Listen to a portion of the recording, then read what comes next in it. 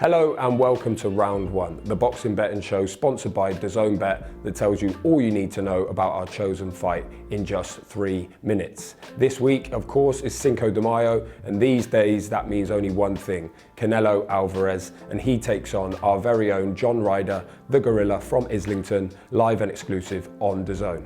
I'm your host, Declan Taylor. Let's get on with it. The biggest attraction in world boxing returns to the ring for the first time this year, but more on Johnny Ryder later.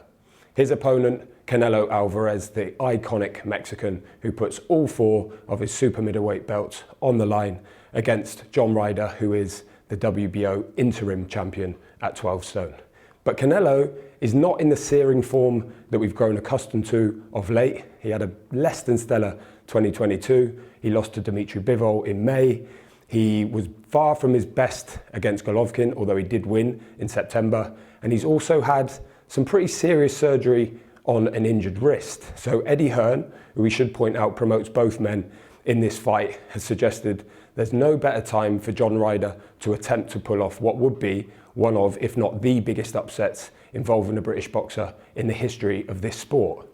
But Canelo is returning to Guadalajara to fight for the first time since 2011, and he's adamant he wants to put on a show for his people and be perfect on the night. And the form book is not kind to John Ryder either, against the biggest Brit basher of them all in Canelo, who's beaten no fewer than 7 Englishmen during the course of his career. So Canelo, an overwhelming favourite in this fight, of course, and rightly so when you look at their 2 bodies of work. But I do think there's some value in this fight if you're like me and you believe John Ryder is capable of taking this into the later rounds.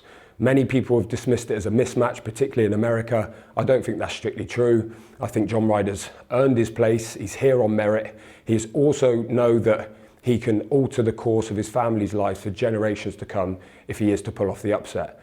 But him and his team will also be acutely aware that there is such a thing as losing well in this fight. He could give a good account of himself, he can be impressive in defeat, which might pave the way for some more big nights and some more big money over the next couple of years.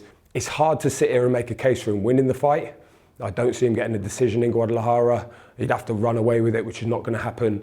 I also don't envisage him knocking Canelo out, although you never know. But what he is capable of doing is taking this one late. Maybe frustrating an over-eager Canelo and getting into those later rounds. And that's why I like this price that DAZNBet have boosted for Canelo to win between rounds 9 and 12. Canelo took out Caleb Plant in 11, Kovalev in 12, Liam Smith in 9.